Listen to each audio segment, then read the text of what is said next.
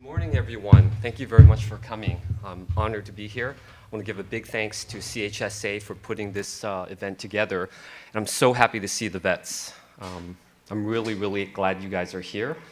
This is for you. This is the salute that we need to do for the 75th anniversary for World War II for next year. But it's also what I call the last mile.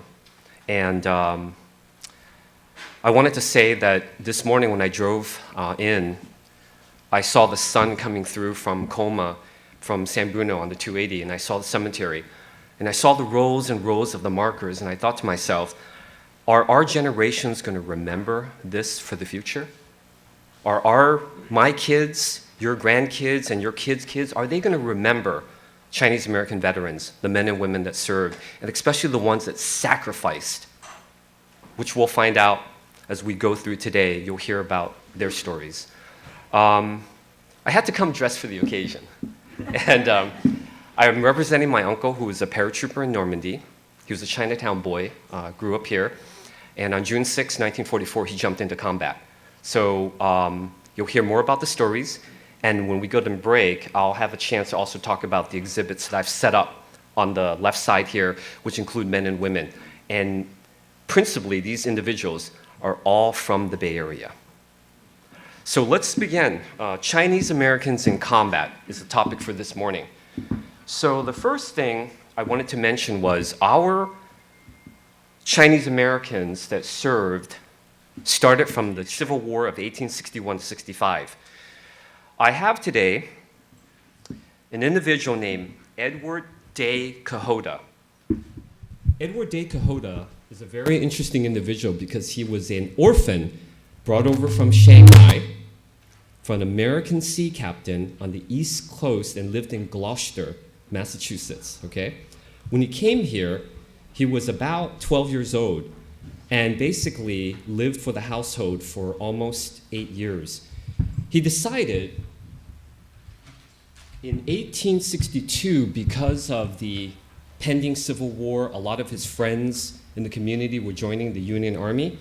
He decided that I have to go. This is his enlistment papers when he went in. What's really important about Edward de Quijota is that not only did he serve in the Civil War for 4 years until the end of the war, but he decided to stay in the Army for 30 years plus, and he retired in 1895. He re-enlisted 15 times as a Union soldier. And when he retired, here's the sad part. The American government said, oh, you know what, you're Chinese. You don't get all your benefits. You don't get all your homestead. You don't get all your support because you're Chinese. He had no idea what the Chinese exclusion law was about, but that's what he was faced with. Edward de Quijota fought this for the rest of his life until 1935. He was 95 years old. He fought the government by himself with a lawyer. They finally gave him everything, his Civil War pension and everything, but one thing that eluded him, he did not get citizenship. And you're talking about a man who served more than probably any other white American soldier in the 19th century, in the 1800s. 1862 all the way to 1892, he served. It's amazing. And he did not get justice. So hopefully, with a new project that I have, we're going to make sure that this guy gets his justice and he can be called an American citizen. So this is our beginning of combat in the United States.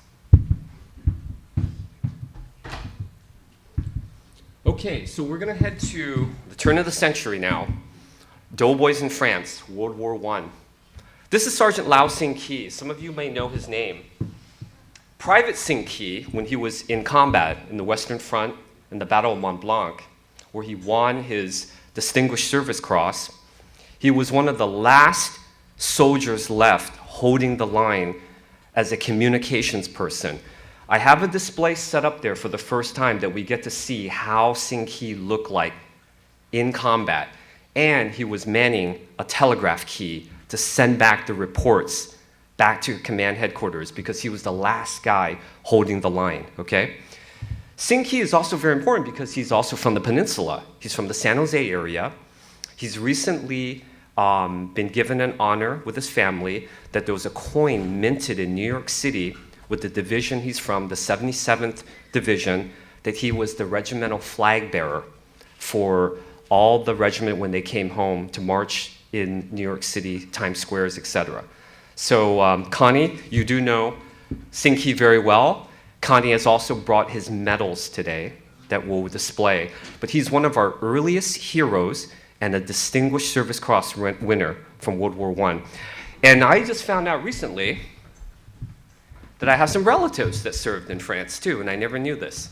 So this is my uncle's cousin's uncles. You know how it goes in the Chinese community, right? We all have so many uncles, right? So Uncle Jack served in combat, while our other uncle, he served in the Transportation Corps. But it just shows you that Chinese Americans were in France in uniform as doughboys during World War I, okay? So now we're gonna go forward a little bit. Chinatown, as you know, during the Depression, not much had changed, right? It was a pretty quiet place. So let's just step back a little bit. Imagine Chinatown, Cameron House, how things were. We were pretty self-sufficient, right? The community was doing its own thing. We had our own businesses, everyone's thriving, etc.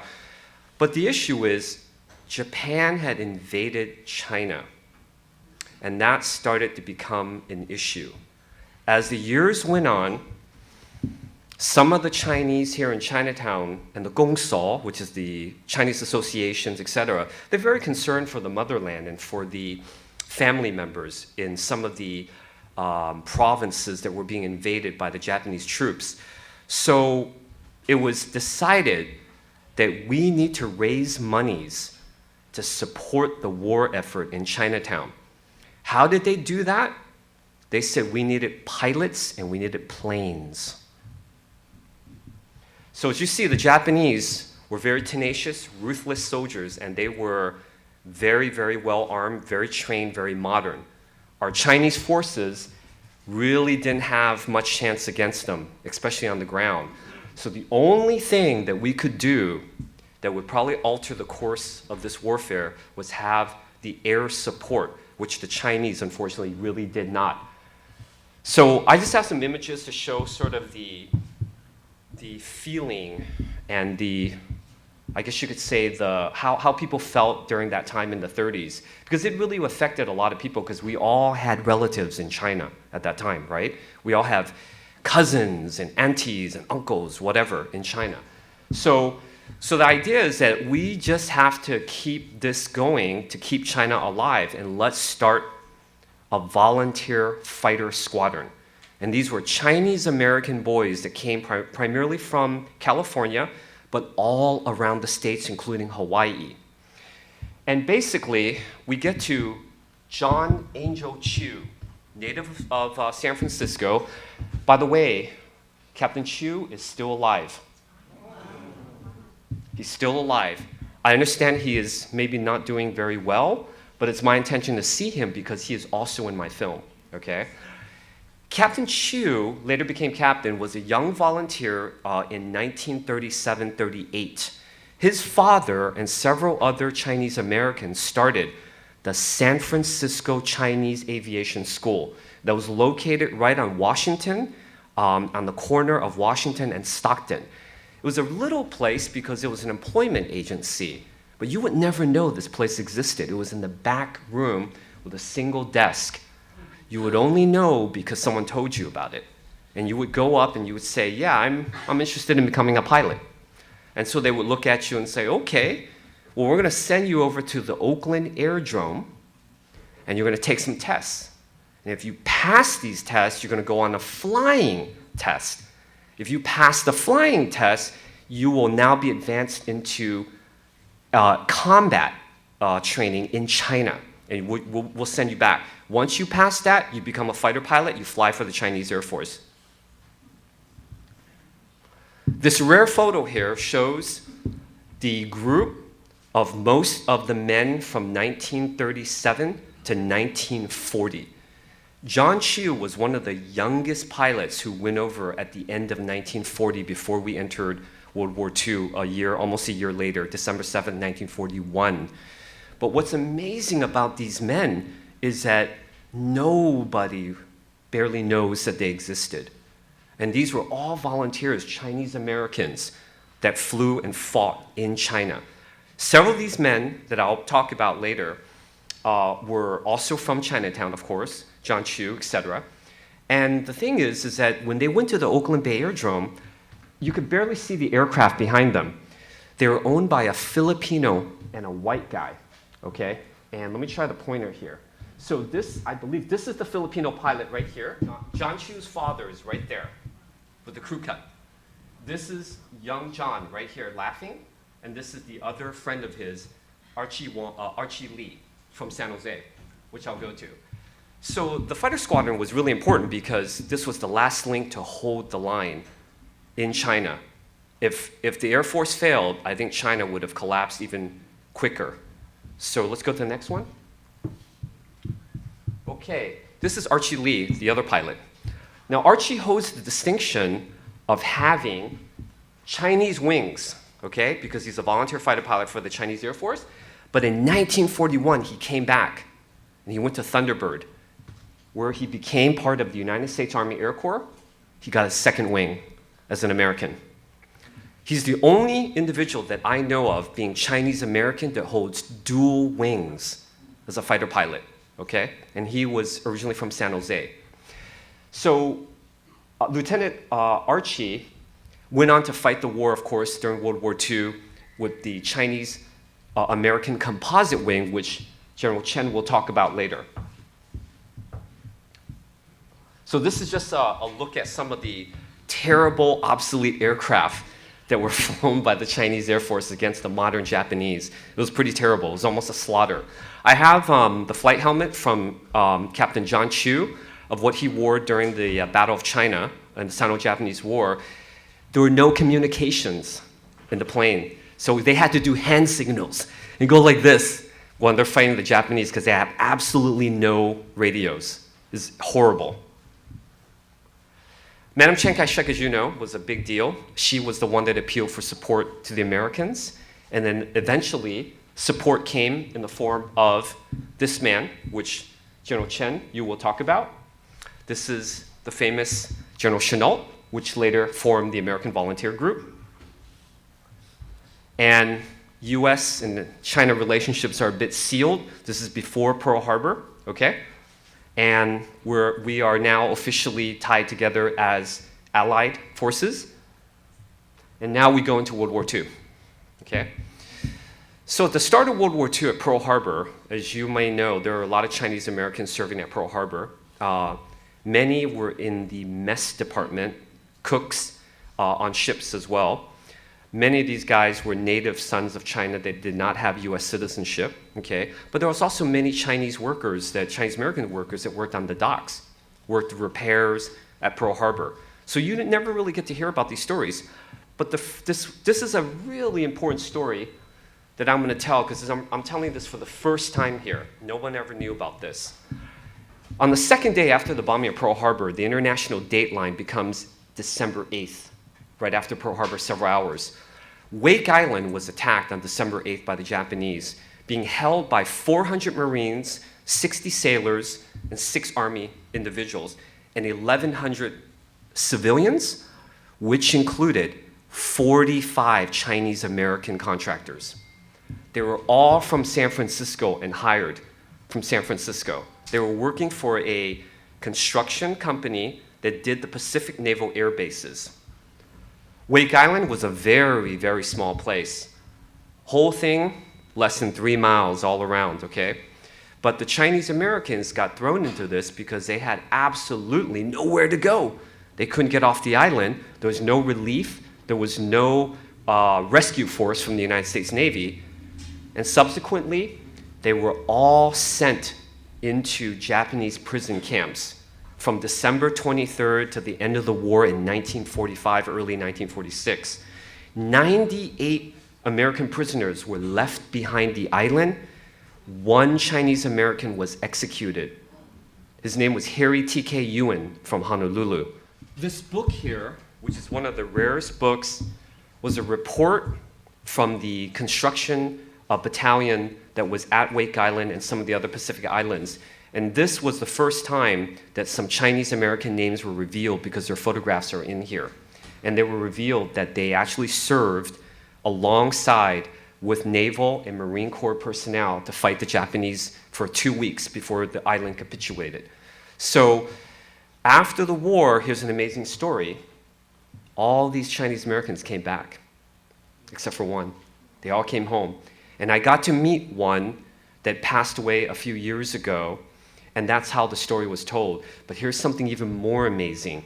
Every single one of these Chinese Americans were given a rank by the United States Navy as a seaman.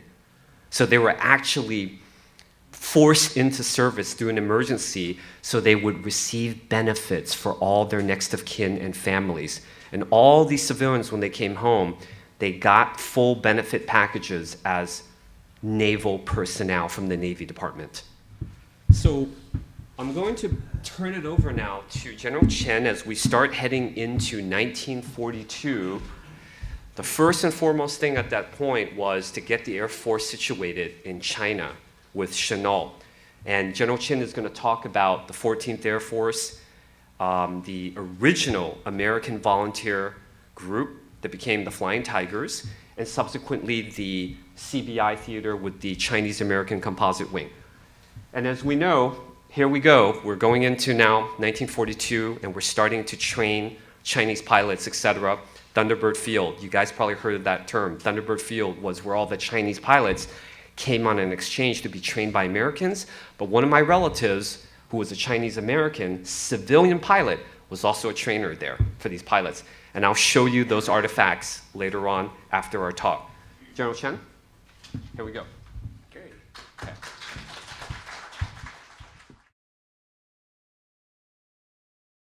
It's an honor for me to be here, particularly to meet World War II veterans. My father was a World War II veteran. I have two uncles that were also in World War II.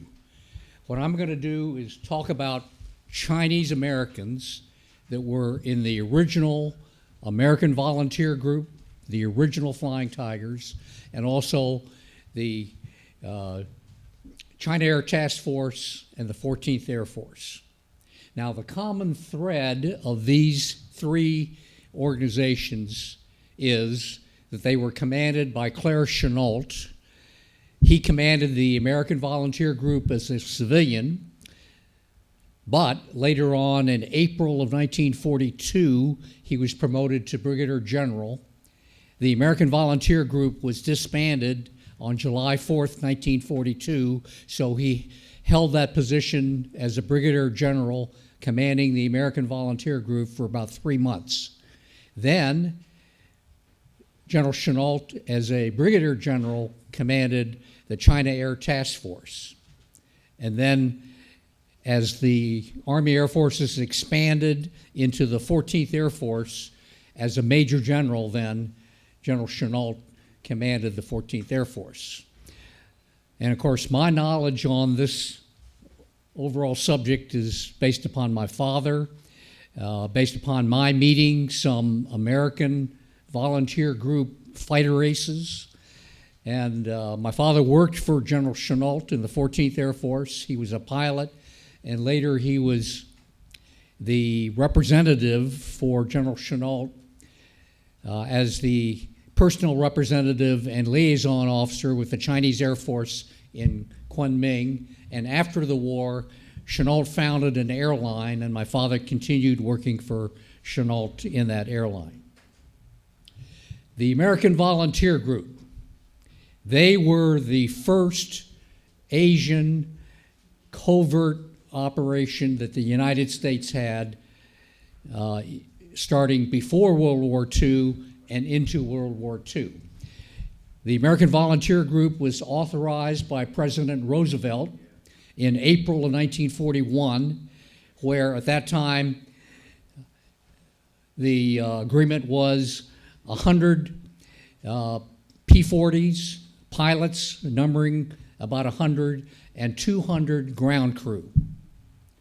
What was also significant was CAMCO, the Central Aircraft Manufacturing Company, was designated as the company of record for the American Volunteer Group. So if you can visualize this, where America wanted to send volunteers to China prior to a declaration of war, in effect, they went as contractors and employees with different job titles, like a fisherman, a farmer, etc., so the Japanese wouldn't know. And so CAMCO was the company of record. Of the 300, and this is perhaps not well known, there were 9 Chinese recruited in the United States that went with the group. And so they were Chinese. None of them were citizens, but when they left to go, they were given American passports. Now, the pilots went to Burma. They were trained by Chenault in Rangoon. And then the ground crew also went, and 2 squadrons of the American Volunteer Group deployed to China on the 18th of December, 1941. So this is after Pearl Harbor, shortly after Pearl Harbor. They engaged in their first combat over the skies of Kunming on December 20th. And they immediately set records of destroying the attacking Japanese aircraft. Members of the press called them the Flying Tigers. And of course, the word spread, and they were known as the Flying Tigers. They were disbanded, however, on July 4th, 1942, and then transitioned to the China Air Task Force. Now, this is a little bit about CAMCO. CAMCO was headed by William Pawley. William Pawley was the Curtiss-Wright Corporation representative in China, and he's shown in the second row, far left. So the P-40 aircraft was manufactured by Curtiss-Wright, and so there's an example today. You know, we have lots of contractors on the battlefield. This is an example of contractors on the battlefield pre-World War II. Now, the second gentleman next to William Pawley is my father, Moon Chen. So he was working for CAMCO at the time, supporting the original American Volunteer Group. Now, one of the things they did was set up a factory at Loy Wing, which is on the China-Burma border. And so that factory was for the repair of the P-40s. And then that airfield was also used by the American Volunteer Group to bomb parts of Indochina. So there were 9 Chinese Americans that were part of the original American Volunteer Group. When they got to China, there were also 2 local hires, so that's 11. However, there were 3 that resigned before July 4th, 1942, and so the remaining 8 then transitioned into the Army Air Force, into the China Air Task Force and the 14th Air Force. Now, the 9 that came from the United States were all trained on the Allison engine, which is the engine for the P-40. So that was a critical skill that was needed. And I know there are members of the 407th, 555th Air Service Squadron that were Chinese Americans who were part of the 14th Air Service Group. And so you all also were critical skills in the repair and the recovery of aircraft. Now, probably, this is sort of a personal opinion, probably the most famous among the original 9 was Pak On Lee, because he had his picture taken in front of a P-40, and of course that proliferates in our internet environment. And he transitioned then into the Army Air Force. Now, you may not see this very clearly, but this was a card that later was issued to the American Volunteer Group, the original Flying Tigers, and so that makes for a great souvenir for those that are the original Flying Tigers. The American Volunteer Group effectively only operated for about a 6-month period, from December 1941 to July of 1942. But they are well known for their victories in the skies against the Japanese aircraft, and in particular, there was an area called the Salween Gorge on the border of Burma and China. And so in May of 1942, there was a Japanese convoy that went from Burma, and they were using a pontoon bridge to cross toward China. But the Flying Tigers attacked and destroyed that pontoon bridge. They attacked the head of the column as well as the rear of the column, stopping that invasion into China. And those of you that know the geography, once they get across that river, the Salween River, it's an easy path to Kunming and Chongqing, and China would have been lost at that time. So the members of the American Volunteer Group, to include the Chinese Americans, were awarded a Presidential Unit Citation, and also they began what all of you know as the exploits and the legends associated with the Flying Tigers. I mentioned the China Air Task Force. That was formed when the American Volunteer Group disbanded, so General Chennault commanded that, and later the 14th Air Force. And in terms of the damage inflicted, it was really the 14th Air Force en masse with its bombers and its fighter aircraft that won the war, the air superiority war over the skies of China.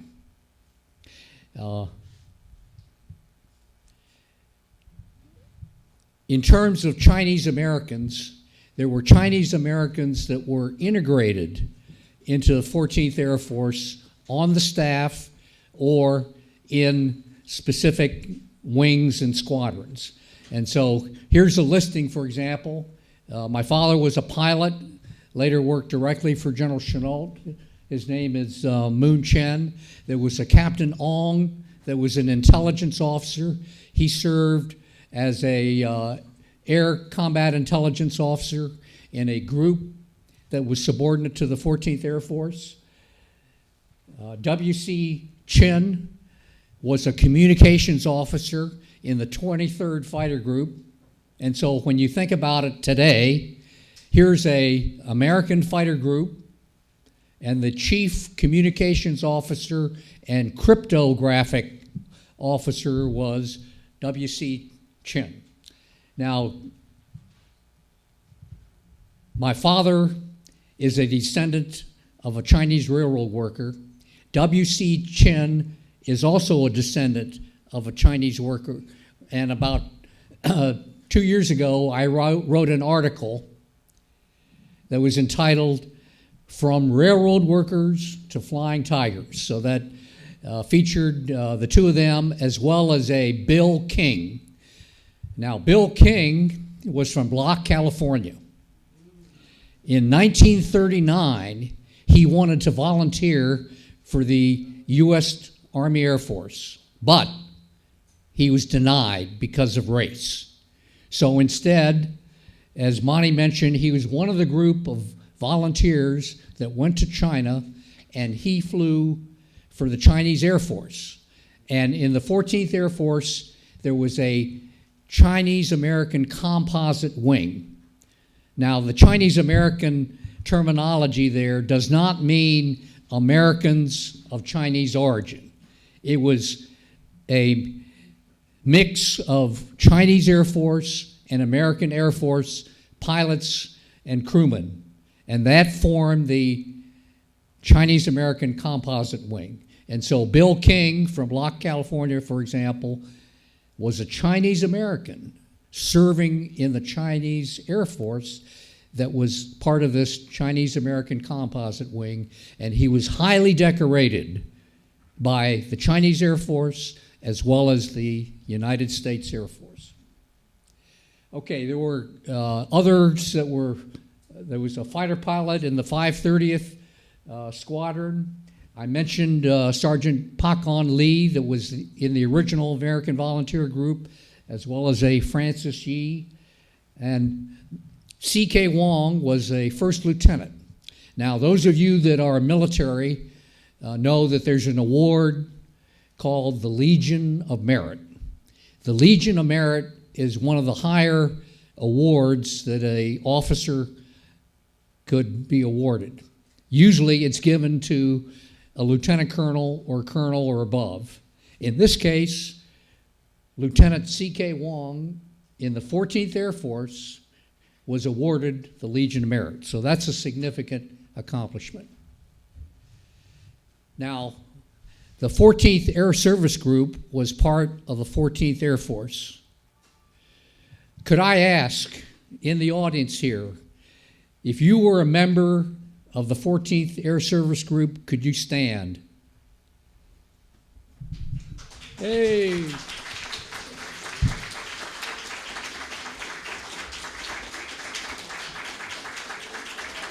Thank you. Now, later on in our agenda today, we will have a discussion and presentation by veterans of the 407th Air Service Squadron of the 14th Air Service Group. But the 14th Air Service Group provided logistics services and support. They had air service squadrons, they had quartermaster companies, signal company, and so they performed logistics services for the 14th Air Force. And they were an all Chinese American unit. And so this means that while they had leaders that were Caucasian, the bulk of the units were all manned by Chinese and Chinese Americans so that they could have a relationship with the Chinese Air Force members talking and speaking in Chinese. Okay, what I'd like to now do is a quick overview of Chinese American involvement in World War II. Approximately 20,000 served in the Army, Army Air Force, Marine Corps, Navy, Coast Guard, and Merchant Marine. The most important thing, however, is that they were volunteers or they were drafted and they served in spite of the discrimination associated with the Chinese Exclusion Act. They served in all theaters of war, on land, air, and sea, and they served in all the services, and they were predominantly integrated into the United States Armed Services. So this is different from Japanese Americans that served as Japanese American Nisei units or African Americans in all African American units. And they were involved in the full spectrum of combat. For example, combat infantrymen, combat medical corps personnel, pilots, navigators, bombardiers. They served in all aspects of combat as well as support. And so when we talk about the Congressional Gold Medal, the basis for the award is not for valor or bravery, but the principal reason is they served with pride in spite of the discriminatory aspects of the Chinese Exclusion Act. Okay, I'd like to just quickly cover a few, and of course, the most distinguished in terms of valor was Francis B. Y., who was awarded the Congressional Medal of Honor. Gordon Chung Hong was from Hawaii. During World War II, he was a commander of a destroyer, and he won the Silver Star and the Navy Cross. He was a graduate of the Naval Academy, and he was actually a football player too. But then he later on became the first admiral of Asian origin in the United States Navy. At this point, I'd like to introduce Rear Admiral retired John Ewan, who is also a graduate of the United States Naval Academy and one of the few Chinese-American admirals in the United States Navy, but more importantly, he's from San Francisco. Okay, Dewey Lowe was a pilot in the China-Burma India Theater, and earlier today, I met his sons, Ray and Bob. Where are you? Yeah. Hey! Now, the significance here is Dewey Lowe was the first Chinese-American to be promoted to general in the United States Air Force. Now, I know that there were other Chinese-American doctor or medical officers that were promoted in the United States Air Force, but to my knowledge, other than General Dewey Lowe, I'm not aware of any other Chinese-American generals in the Air Force that were rated or non-rated other than those medical doctors. So that's a significant accomplishment. And what's shown there is the Air Force Distinguished Service Medal. The first Chinese-American fighter pilot is Wau Kao Kong, and unfortunately he was killed after at his 14th mission over Germany. Now, who are the real heroes? The real heroes are those who sacrificed their lives, and in particular, this is significant as we look at the dedication ceremony tomorrow for this plaque that all of you know at St. Mary's Square. And we'll hear more about that later on. But the real heroes are those that did give the ultimate sacrifice. Okay, I'm going to turn it back over to Monty. Thank you, General. That was awesome. Okay, we're going back into the war now. We're going back into 1944, which is probably the greatest offensive year for the American troops. So we start this basically talking about Chinese Americans in Normandy. And on the card that I made there, you probably saw the story. The first person on the left is my uncle, who was born a few blocks from here, Chinatown boy, 19 years old, joined the paratroops in 1942.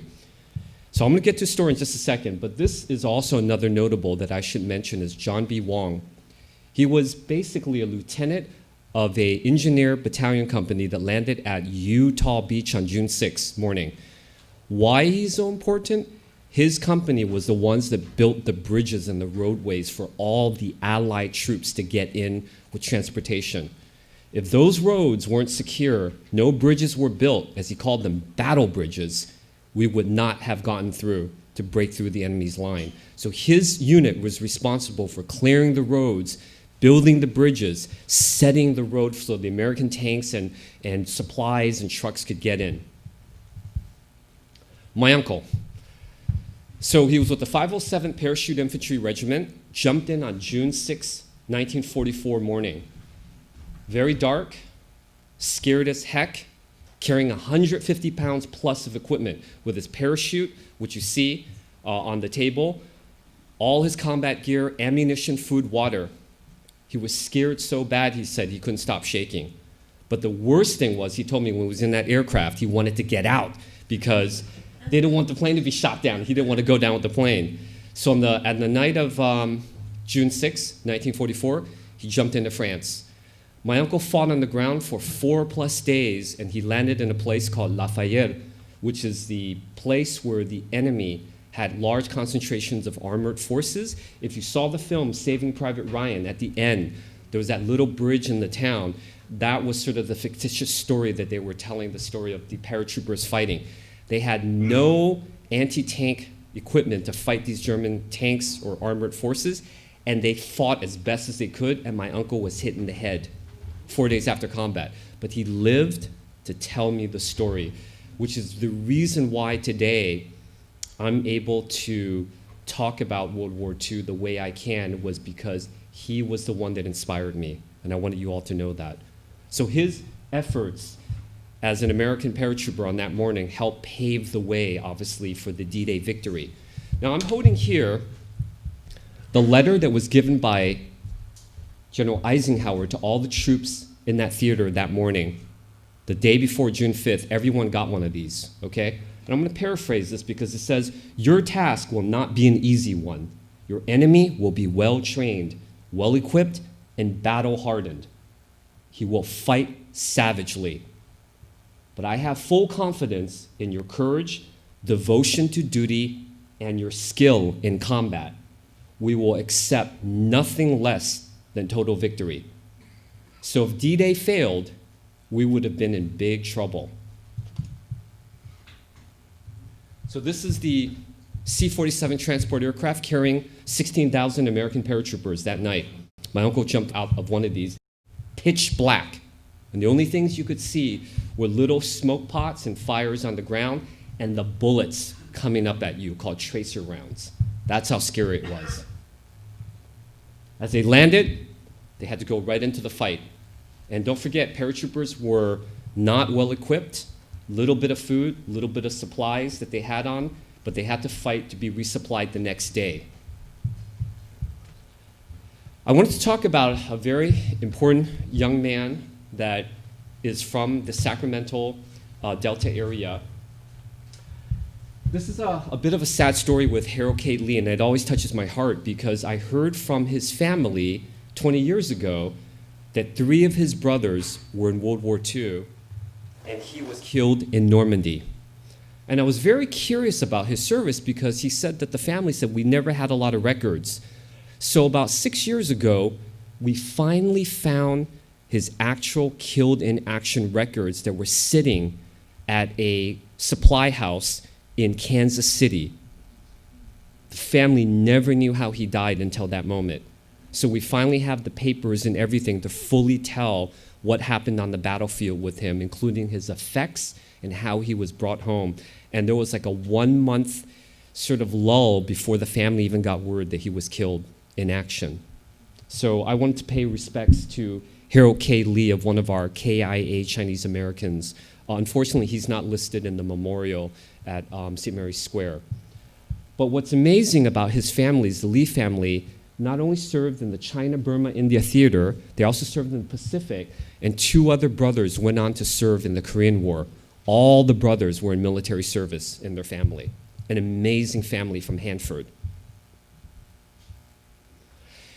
Very special individual coming up. Private Randall Ching, 5th Ranger Regiment. This individual had never told his story, living in the shadows of Chinatown for 9 decades. In my opinion, after reading his records and all of his awards, Private Randall Ching probably endured the most combat out of any Chinese American soldier that I know or that I have researched. Private Ching lived in the shadows of Chinatown for many, many years, not wanting to tell his story even to his family, because the savageness of the combat, the brutalness, the killing, the horror that he saw. It took many, many decades before he could tell his story openly. For the first time, Mr. Ching will come out with us. He will be part of the memorial ceremony to lay the wreath for our honored fallen Chinese Americans tomorrow morning at St. Mary's Square Park. And his story is finally told for the first time in my film that will be re-released next year for 2020 for the 75th anniversary of World War II.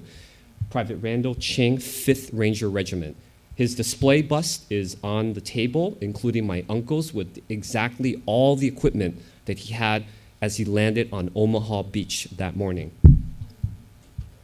Not a great picture, but the landings were really brutal.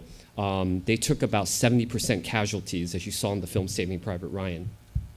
As they went further, they also had to reach high ground, so they had to even climb a cliff that was 200 feet tall to reach the enemy forces and wipe them out.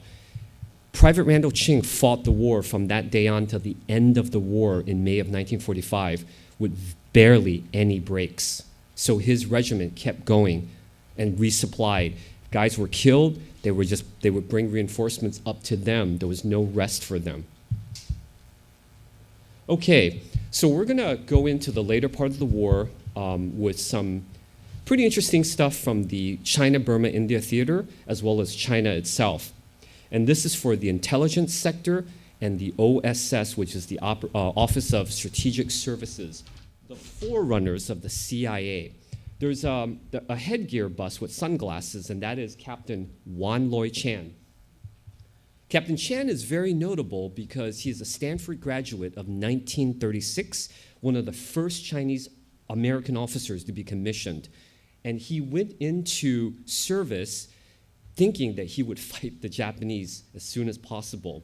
So as an orator, he gave a lot of speeches, including here at Cameron House and at the YWCA here in Clay, to talk about the Japanese infiltration in China during the Sino-Japanese War. He wanted to fight early on, but he didn't want to volunteer for the Chinese army because he was an American officer. This is Wan Loi Chan with the first Japanese prisoner captured in the Battle of Myitkyina in 1944 in Burma. Captain Chan was also the first to find Korean comfort women in the field and really didn't know who they were. So as an intelligence officer, he had to brief them, talk to them, make them feel comfortable, but he was one of the first Chinese American officers to do so. Captain Chan went on to serve his country also in the CIA for 40 years afterward. He was the first Chinese American officer in the CIA in 1947. Okay, this takes us to our final combat operation with the Office of Strategic Services. Let me interrupt you. Oh, sorry, that's okay? right, with Wan Loi Chan, that's right. Okay, do we have anybody from Washington, D.C. here? Okay, at least one. Well, I went to the 6th and 7th grades in Washington, D.C., and my mother used to take me to the Nanking restaurant on 9th and New York Avenue. It's no longer there, but it was the only place in Washington, D.C. at that time in the 1950s that served dim sum. So all of you like dim sum, right? And of course, my mother took me to this restaurant, and here it is. This gentleman in a dark suit would always greet the guests coming in and take you to the tables. And his name was Charlie Chan. Okay, so great. I always enjoyed going there later on as well. But then when I was a first lieutenant in the Army, at that time I went to a course, a 2-week course on guided missiles, and here's this colonel in uniform. He's a reserve officer doing his 2 weeks active duty, and his name is Charlie Chan, but his real name was Wan Loi Chan, whose day job was at the CIA. So that's interesting. And of course, later on, as a reserve officer, he retired, and he was in the Washington area, and each month at Fort Myer, Washington, there would be a parade and a ceremony for retirees. And for that time that he retired, he was the senior officer as the reviewing officer. And what he told me was, at that time, as a colonel, he was the highest ranking Chinese American that was a reviewing officer at Fort Myers. So that's quite an accomplishment for him in those days.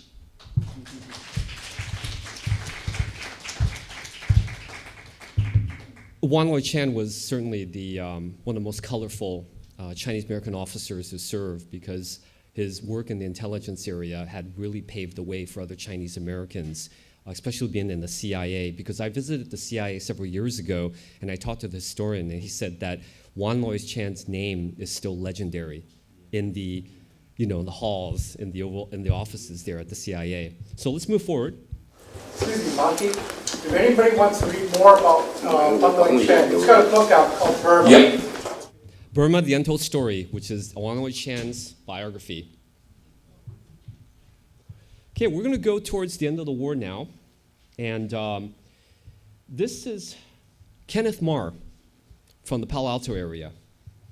Corporal Marr was a pretty quiet, smallish Chinese-American guy who was an infantryman, but he was recruited because he could speak Cantonese. And the guys who came and talked to him they were from the Office of Strategic Services and said, we could use you. He didn't know what was going on. So they said, but we need you right away. So they took him from basically his camp, which was in California, and sent him back for training. And then he came back to Southern California, to Catalina Island, to do infiltration training at night through rubber boats and whatnot. And that was on the Wrigley's gum. If you guys chew Wrigley's gum, they owned that island at Catalina that the Army rented so that they could learn these infiltration and counter-espionage techniques. So he was an early guy that did this type of work, but then he got sent back to China with this group here. Now this entire group, this is a very rare photo. This is George Wing, another Chinese American that was brought in later. But all these guys, including, this is Captain Hanna, which was his commander, they were part of a group called Team Elephant. And why this is significant is because this was one of the last OSS American operations deep in China, where they had to destroy a huge railway system and kill over 800 Japanese troops, and then after that, get the heck out of there somehow. Because there was nothing planned for their escape, so they had to basically figure out how to get out.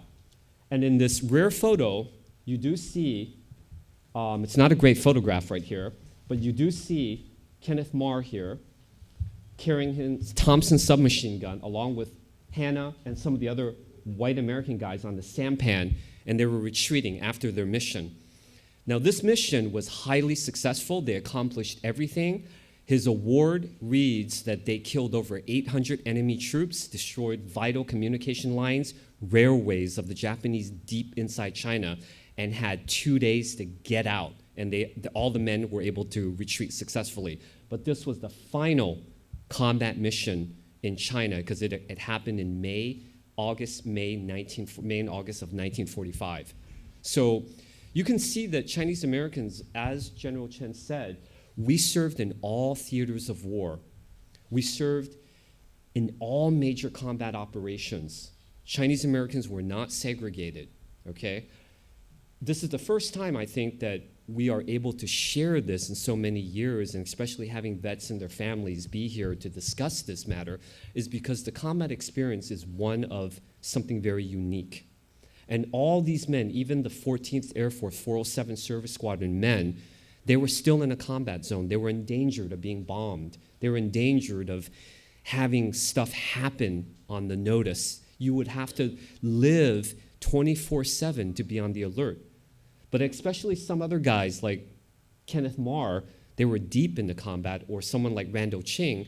But these are the veterans that don't really tell their stories, if that makes sense, because the real combat heroes, the real heroes that did this, they do not blab about their stories. You know, it's not something that they really want to talk about even with their family members. So I think this concludes our Chinese Americans in combat in World War II section for today. Okay. So if anyone has any questions, this is the time. We have a couple of minutes left. The last slide that we just had, where was that at? I have the actual battle map. I can tell you that in a second. I have the actual battle map that they carried, but it was deep inside China. I have it, yeah. I have the original battle map from his OSS group. I can show you for sure. Yeah. Is there any speculation about why the Chinese Americans weren't segregated? The original formation was based upon an agreement between General Chennault and General Stilwell. Now, for those of you that know the history, you know that they didn't get along. But what they did agree upon was that there be a group from the United States made up of Chinese Americans that spoke Chinese that could help when they got in theater to work with the Chinese armed forces. And so that became then an all Chinese American unit, and in effect a segregated unit, but then they fully operated under the direction and operational control of the 14th Air Force. Let me add to that. I'm going to talk about a little bit why also it was important, because don't forget, we had been involved in the war before Pearl Harbor. Chinese were already talking about mutual aid with America since the 30s. So when you're talking about Chinese that were in combat, it actually predates Pearl Harbor, isn't that correct? So we had Chinese American volunteers, et cetera, that went back to China. But one of the principal reasons, I feel, is Chiang Kai-shek, Madam Chiang Kai-shek, they were friends with Roosevelt. We had that China relations going at that time, even though it was a little bit covert with the American volunteer group, but we still nevertheless supported China with what?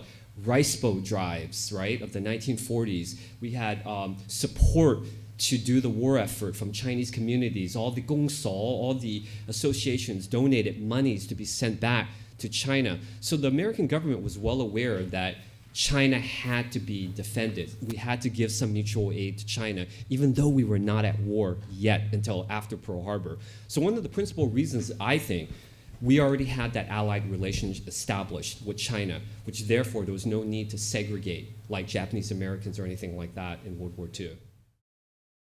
A more logical reason why they weren't segregated.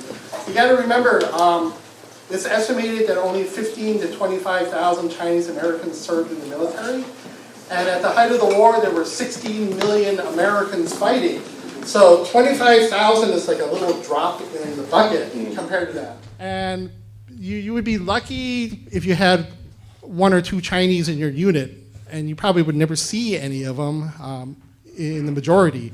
So that's why it was impractical to segregate the Chinese in the units. I mean, what are you going to do? Segregate one guy out of your entire unit? Right. And it's impractical. But I'll explain a little more when I talk about the 407th and the 14th Air Service Group. With this auspicious audience, I want to take the opportunity to give an award to somebody who well deserves it. By the way, I'm Roger, and I'm part of the American Legion Cathay Post, and also chairman of Chinese American Heroes. And so today we'd like to take this opportunity to welcome our newest hero, Major General William Chen.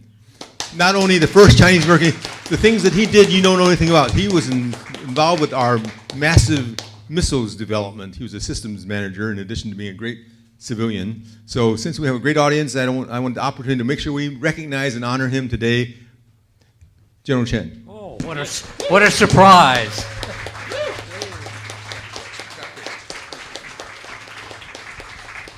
I had an opportunity to speak to one of the medical division in Normandy, and I said, wow, you must have had it really bad because it was awful. He goes, no, you have to remember, as a medical profession, I was in the third wave in the combat. So my question is, with the Chinese American fighters, were they the first wave, second wave? And we know that they weren't the third wave because they were waiting for other people to come. Every single one of these men, including my uncle, were first wave. The paratroopers were the ones that opened the battle because they went in at midnight of June 5th. So the paratroopers went in first, and then the landings were second, which basically came in after 7:30 a.m. So the paratroopers were already fighting almost 8 hours in country while the landings occurred with the first wave, and that was basically at Utah and Omaha Beach. Bill, I wanted to ask you a question. 'Cause the most knowledgeable person I've heard of it about China, India, Burma. So one of the stories that my father told in an interview was of he was a pilot, C-47 pilot, and he described a mission dropping paratroopers to destroy a bridge near Shanghai. And what was curious about that, well, first of all, I've never read anything about that mission, but he described that the mission was being led by a Marine captain from San Jose. So I assume that meant American, but I've never heard of any U.S. Marines serving in China, Burma. So I wonder if you had a comment on that. Yeah, go ahead. Okay. I actually know about that mission. Okay, sorry. So it's very simple. Several Marines, including Peter J. Ortiz, who was a Hollywood, also a Hollywood guy, they were Marines recruited into the OSS, and they were basically jump trained, which were they were paratroopers, so they were paramarines. And that group that you were talking about was basically the first Chinese regiment that was an airborne unit that were Chinese, not Chinese Americans. So they were Chinese national soldiers that were trained airborne. Several groups in that particular group went into a combat mission, I think for the first time, jumping in as Chinese paratroopers with the OSS. Do you know when that was? I want to say that was late 44 or early 45. Yeah. It's very late in the war, though. Yeah. So I know we all have a lot of questions, and we'll have the opportunity to chat up. Right now, we're going to take a quick coffee break. So if you have some questions, this is a great time to do it. Okay, great. Thank you.